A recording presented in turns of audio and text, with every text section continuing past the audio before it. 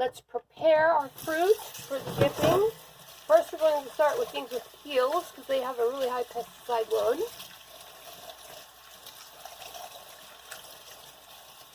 All right, we're going to set those to the side.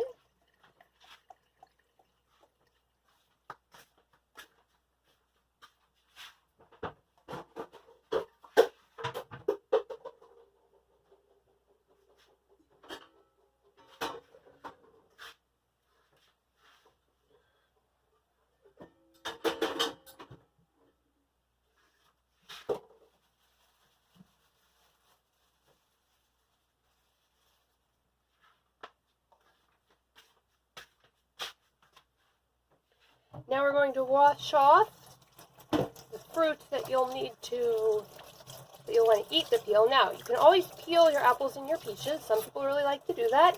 I'm not a fan of peeling them, but if you do, remember to always use the safety peeler and peel away from your skin.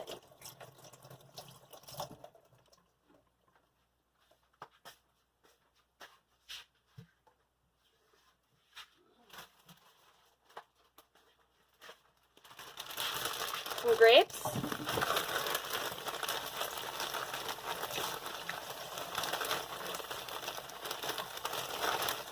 Now you'll notice I've got the colander under there because sinks are in general pretty nasty, and unless you've just treated it with fire, you really don't want any of your fruit directly touching the bottom of your sink.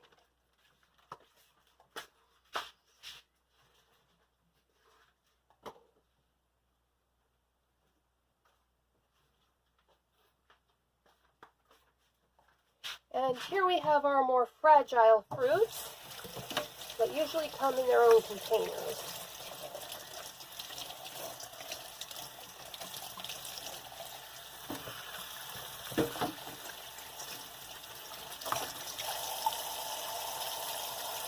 Strawberries, blueberries,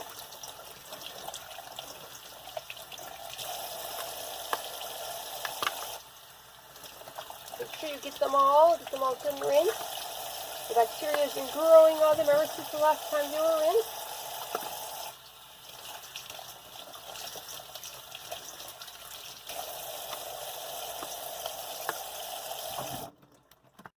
Now, let's cut out the fruit we just washed. I'm going to start with the mandarin oranges. I'm not entirely sure why I brought out 3. I'm only going to need part of one. The mandarin oranges, fortunately, do not need any chopping for this. Oh yes, I don't mind if I do.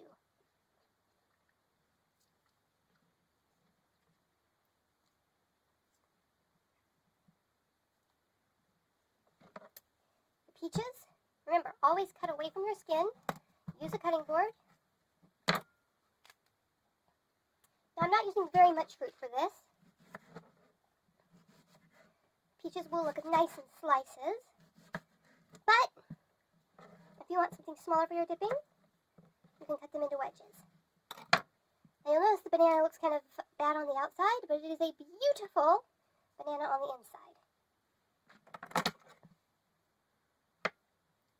If you have extra fruit left over, alright, I'm going to cut these slices a little thick because we're going to skewer them.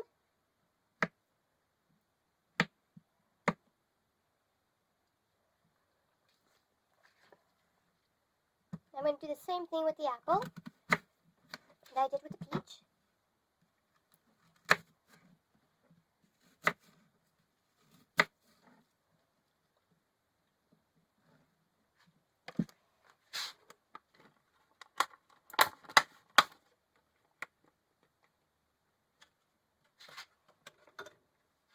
Now, of course, the strawberries don't really need to be chopped, but if you do, chop them along their broadest edge, and you can get a nice heart-shaped dip.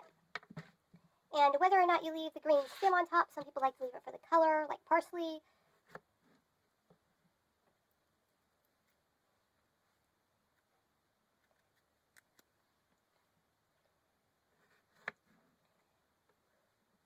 Fun fact, you and all other humans have 2 pairs of chromosomes.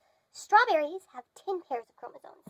They're decaploid, except for a very rare strawberry in Oregon State that is octoploid. That means it only has Alright. And blueberries don't need to be cut at all. You might want to put them in the center of the fruit on the cutting board so they don't go rolling away.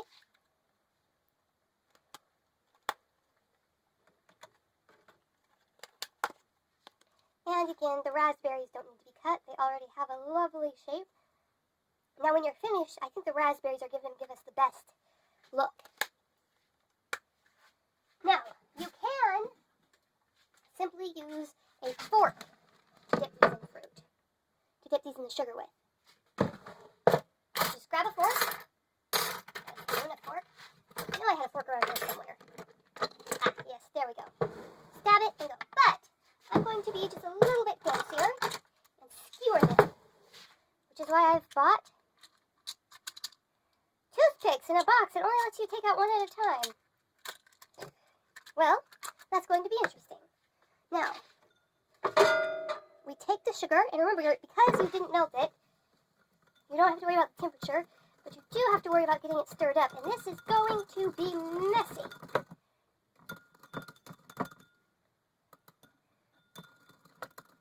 Stir up that sugar. Be careful where you set down sugar, things that are coated with sugar. So let's take our mandarin oranges. Now I'm going to want to skewer it straight through the center. That doesn't leave much toothpick, so. Again, you don't have to use the toothpick. Let it drip off a little bit. But the toothpick has several advantages. It keeps it upright.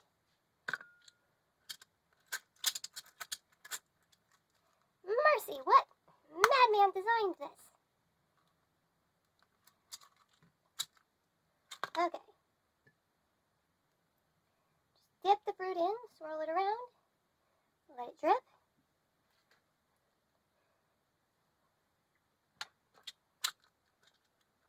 And you can do that for the others as well. And 2 toothpicks have gotten caught.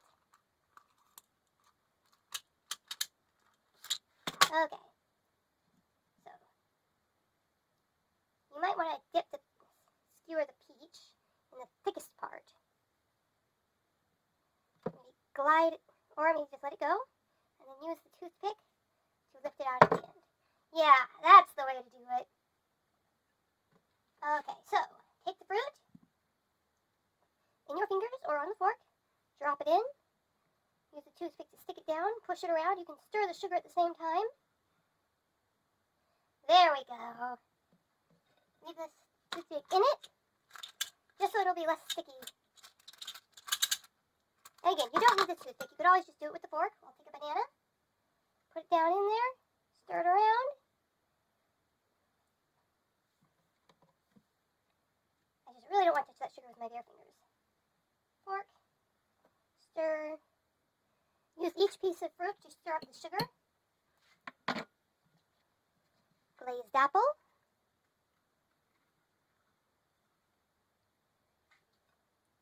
And any fruit you have left over becomes a fruit salad. I'm beginning to think I see why these toothpicks were on sale. Okay. Now, blueberries. Oh, almost lost one there.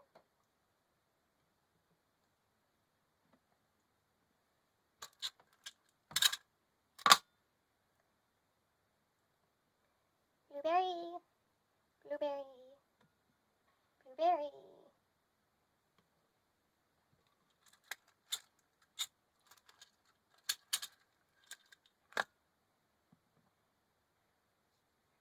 Strawberry, strawberry.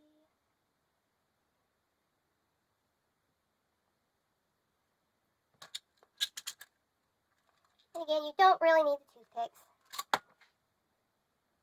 You can just use the fork.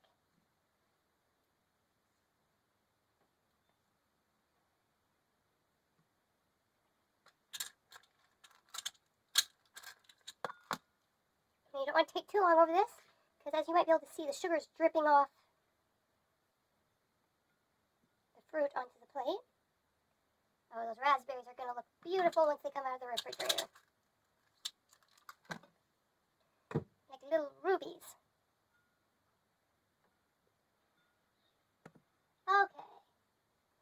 Alright, now I'm going to get just a little bit fancier. Now what I'm going to show you is entirely optional. It's beyond optional. I'm just feeling a little silly, and I happen to have these beauties laying around from a different class. So it's going to be a little bit tricky. Skewer dip. I'm going to use the edge of the bowl to push it further down the skewer. And I'm going to take a banana for contrast.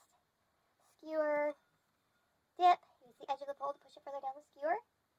Now peach, and I'm going to skewer it only lengthwise for some really good contrast. Skewer. Push.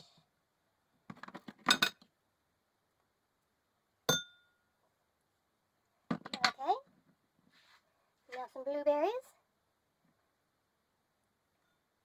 Strawberry heart.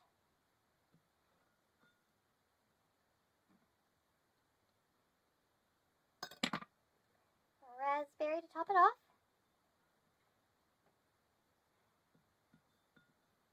Okay. There we go. I'm going to carefully lay that sugary fruit kebab across there. Now, this time I'm going to start with a strawberry. Stirring, stirring, stirring up the sugar. Then an apple. I'm going to skewer it sideways this time.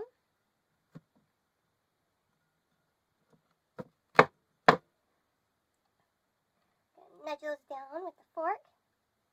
Ah! Okay, that's scooch, scooch, scooch. Scooch, scooch, scooch.